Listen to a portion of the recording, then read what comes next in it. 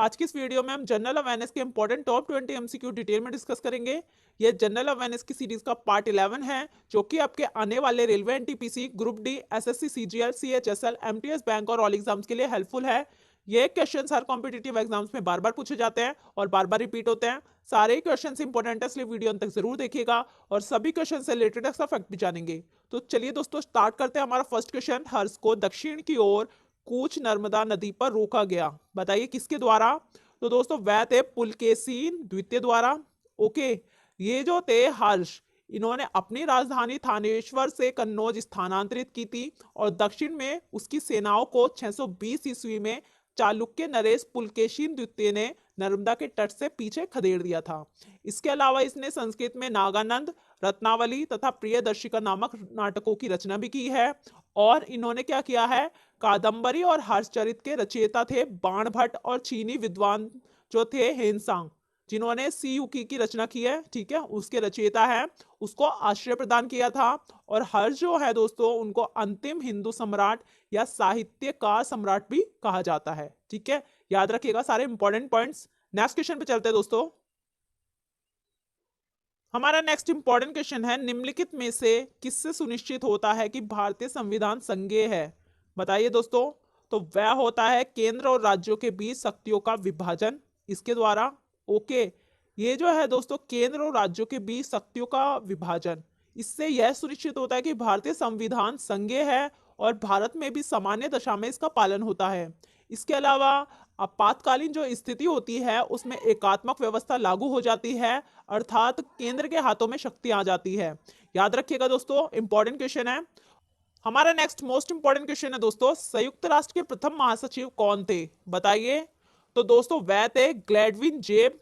Correct कर लीजिएगा दोस्तों, ये मिस्टेक हो गया है, ठीक है। उन्होंने कार्यभार संभाला था 24 अक्टूबर 1945 से 1 फरवरी 1946 तक, ठीक है। सेकंड कौन थे हमारे, बताइए। तो दोस्तों वह थे ट्रिवेगली, ठीक है। इन्होंने कार्यभार संभाला था 2 फरवरी 1946 से लेकर 10 नवंबर 1952 तक। ओके, थर्ड थे दोस्तों हमारे हैमर स्क्वेजोल्ड, ठीक है। इन्होंने कार्यभार संभाला था 10 अप्रैल 1953 से लेकर 18 सितंबर 1961 तक। लास्ट थे हमारे दोस्तों फोर्थ नंबर पे जो थे, वह थे यूथांट, ठीक है। इन्होंने कार्यभार संभाला था 30 नवंबर 1961 से लेकर 31 दिसंबर 1971 तक। और दोस्तों जो वर्तमान के यूएनए के महासचिव है, यूएन के, वो कौन है बताइए।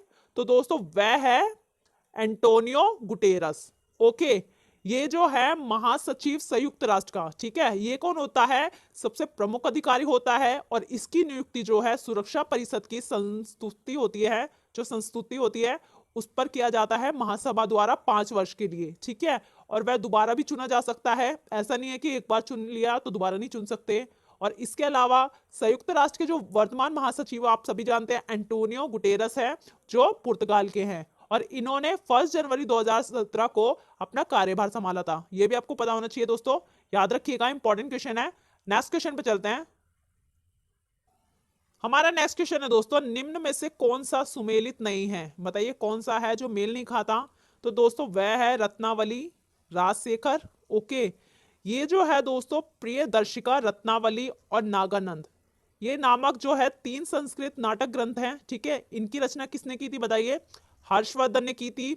और कहा जाता है कि धावक नामक कवि ने हर्ष से पुरस्कार लेकर उसके नाम से ये 3 नाटक लिखे थे। और बाणभट्ट जो थे हर्ष के दरबारी कवि थे, उन्होंने हर्षचरित और कादंबरी की रचना की थी। याद रखिएगा दोस्तों, इंपॉर्टेंट क्वेश्चन है। नेक्स्ट क्वेश्चन पे चलते हैं। हमारा नेक्स्ट क्वेश्चन है, निम्नलिखित में से क्या भारत के संविधान की राज्य सूची के अंतर्गत नहीं है, बताइए दोस्तों कौन सा नहीं आता इनमें। तो वह है दोस्तों जुआ। ओके, राज्य सूची में जो सरकार राज्य सरकार है जो कार्य करती है वही सम्मिलित होते हैं। जैसे दोस्तों इसमें आता है अदालतें, राज्य, पुलिस, जिला अस्पताल, सफाई, पशु, सिंचाई, कृषि, सड़क, वन, रेलवे पुलिस, वन, वाट एवं नाप, पुस्तकालय और ये सब, ठीक है, एसेट्रा। याद रखिएगा। नेक्स्ट क्वेश्चन पे चलते हैं दोस्तों। हमारा नेक्स्ट इंपॉर्टेंट क्वेश्चन है, इंदिरा गांधी वन्य जीवन अभ्यारण्य एवं राष्ट्रीय उद्यान स्थित है, बताइए दोस्तों कहां पर है। तो वह है दोस्तों तमिलनाडु में। ओके, ये जो है इंदिरा गांधी वन्य जीव अभ्यारण्य और राष्ट्रीय पार्क, ये अन्नामलाई हिल्स के संरक्षित जो क्षेत्र है वहां पे स्थित है। और इसका नाम दोस्तों 1961 में इंदिरा गांधी के दौरा करने के बाद बदलकर वर्तमान नाम रख दिया गया था। और यह वन्य जीव अभ्यारण्य समुद्र स्तर से 1400 मीटर की ऊंचाई पर स्थित है और इसका लगभग 958 वर्ग किलोमीटर के क्षेत्रफल में फैला हुआ ये लगभग, याद रखिएगा। नेक्स्ट क्वेश्चन पे चलते हैं। हमारा नेक्स्ट इंपॉर्टेंट क्वेश्चन है, विजयनगर पर शासन करने वाले वंशों का काल क्रमानुसार चयन कीजिए। ठीक है, काल क्रमानुसार बताना है। तो दोस्तों वह कौन थे बताइए? वह थे संगम, सालुव, तुलव, अराविदु। ओके, याद रखिएगा दोस्तों। और दोस्तों ये जो संगम था इसका जो कार्यकाल था 1336 से लेकर 1485 तक था। संस्थापक कौन थे इसके बताइए संगम वंश के? तो वह थे हरिहर प्रथम। ठीक है, सेकंड था दोस्तों इसमें सालुव, इसका जो काल था वह था 1485 से लेकर 1505 में। और इसके संस्थापक कौन थे? वह थे नरसिंह सालुव। नेक्स्ट है तुलुव, इसका जो काल था वह था 1505 से लेकर 1570 तक और इसके संस्थापक थे वीर नरसिंह। लास्ट है अराविदु, इसका जो काल था वह था 1570 से लेकर 1672 ईस्वी तक और इसके जो संस्थापक थे वह थे तिरुमल। ओके, याद रखिएगा दोस्तों। और दोस्तों ये वीडियो शेयर करना बिल्कुल ना भूलें, आप सभी जानते हैं sharing is the best way of learning, तो शेयर जरूर कीजिएगा। चलिए चलते हैं नेक्स्ट क्वेश्चन पर। हमारा नेक्स्ट इंपॉर्टेंट क्वेश्चन है, लोकसभा का सदस्य बनने के लिए उम्मीदवार की आयु कितनी होनी चाहिए? बताइए दोस्तों। तो वह 25 वर्ष से कम नहीं होनी चाहिए। ओके, न्यूनतम 25 वर्ष होनी चाहिए। और दोस्तों जो राज्यसभा है उसमें कितनी होनी चाहिए एज उम्मीदवार की? तो वह 30 वर्ष से कम नहीं होनी चाहिए, यानी न्यूनतम जो है 30 वर्ष होनी चाहिए। याद रखिएगा दोस्तों, इंपॉर्टेंट क्वेश्चन है। नेक्स्ट क्वेश्चन पे चलते हैं। हमारा नेक्स्ट इंपॉर्टेंट क्वेश्चन है, अदृश्य निर्यात का तात्पर्य है, बताइए क्या मतलब होता है? तो वह है दोस्तों सेवा निर्यात। ओके, ये क्या है? अर्थव्यवस्था में सेवाओं के निर्यात को अदृश्य निर्यात कहते हैं। इसमें पर्यटन, बीमा आदि के व्यापार सेवाओं के व्यापार में ही शामिल किए जाते हैं। याद रखिएगा दोस्तों। नेक्स्ट क्वेश्चन पे चलते हैं। हमारा नेक्स्ट इंपॉर्टेंट क्वेश्चन है, बारडोली सत्याग्रह 1928 का नेता कौन था बताइए?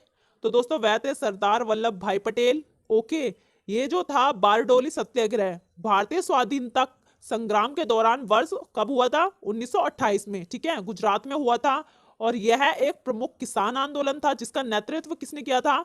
सरदार वल्लभ भाई पटेल ने। ठीक है, और उस समय प्रांतीय सरकार ने किसानों के लगान में 30% तक की वृद्धि कर दी थी। पटेल ने क्या किया था? इस लगान वृद्धि का जमकर विरोध किया था। याद रखिएगा दोस्तों। नेक्स्ट क्वेश्चन पे चलते हैं। हमारा नेक्स्ट इंपॉर्टेंट क्वेश्चन है, कार्तिक लोक नृत्य है, बताइए कहां का है दोस्तों? तो वह है बुंदेलखंड का। ओके, याद रखिएगा। हमारा नेक्स्ट इंपॉर्टेंट क्वेश्चन है दोस्तों, किस ग्रह के चारों ओर छल्ला है, बताइए कौन सा है वह? तो दोस्तों वह है शनि। ओके, यानी सैटर्न। सूर्य से छठा ग्रह है ये और बृहस्पति के बाद सौरमंडल सबसे बड़ा ग्रह है सौरमंडल में। औसत व्यास में यह पृथ्वी से 9 गुना बड़ा है। ठीक है, और ये जो शनि है एक गैस दानव है जबकि इसका औसत घनत्व जो है पृथ्वी का 1/8 है। ठीक है, अपने बड़े आयतन के साथ यह पृथ्वी से 95 गुने से भी थोड़ा बड़ा है। और इसका जो खगोलीय चिन्ह है वह क्या है दोस्तों? वह है N।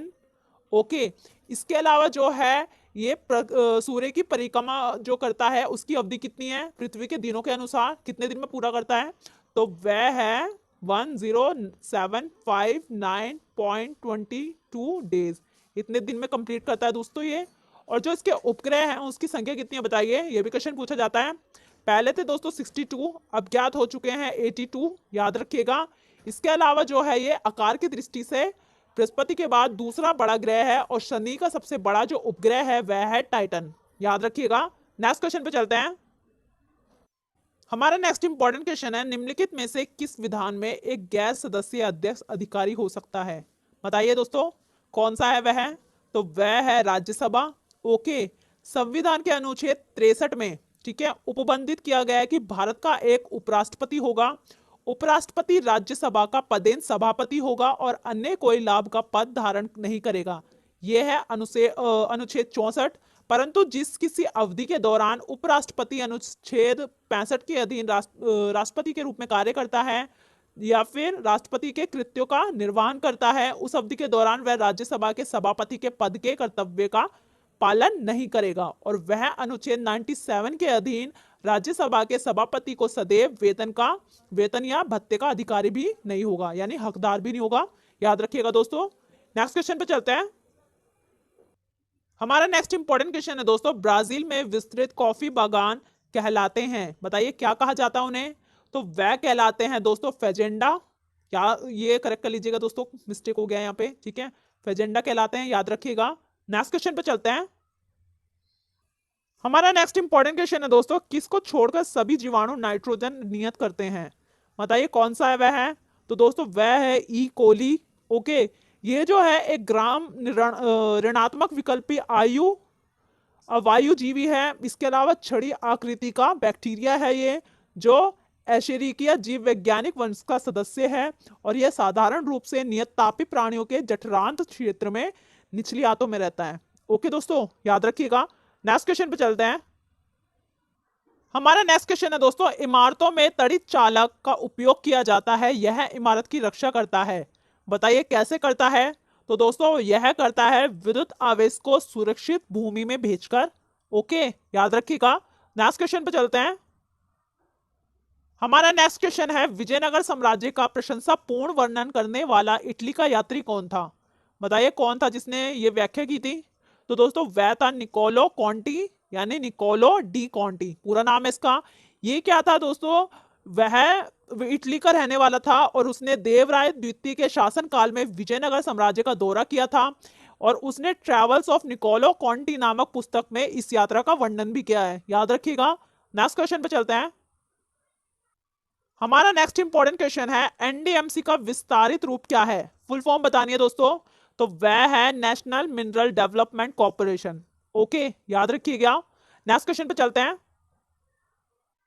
हमारा नेक्स्ट इंपॉर्टेंट क्वेश्चन है, revolution and counter revolution in India पुस्तक किसने लिखी है, बताइए किसके द्वारा लिखी गई है? तो दोस्तों वह है Bhimrao Ambedkar, B R. Ambedkar. Okay, next question पे चलते हैं। हमारा लास्ट इंपॉर्टेंट क्वेश्चन है, अंतरराष्ट्रीय युवा दिवस कब मनाया जाता है, बताइए दोस्तों। तो वह मनाया जाता है 12 अगस्त को। ओके, ये जो है पूरे विश्व में अंतरराष्ट्रीय युवा दिवस 12 अगस्त को मनाया जाता है और भारत में 12 जनवरी को, ठीक है, 12 जनवरी को राष्ट्रीय युवा दिवस मनाते हैं, याद रखिएगा दोस्तों। इसमें दिया हुआ है 1 अक्टूबर, इस दिन कौन सा दिवस मनाते हैं? तो वह मनाया जाता है अंतरराष्ट्रीय वृद्ध दिवस, याद रखिएगा। तो दोस्तों ये थे जनरल अवेयरनेस के important top 20 MCQ. I hope ये वीडियो आपको पसंद आया है। ये वीडियो कैसा लगा कमेंट बॉक्स में जरूर बताइएगा। पसंद आया तो अपने स्टडी रिलेटिव ग्रुप में शेयर जरूर करें।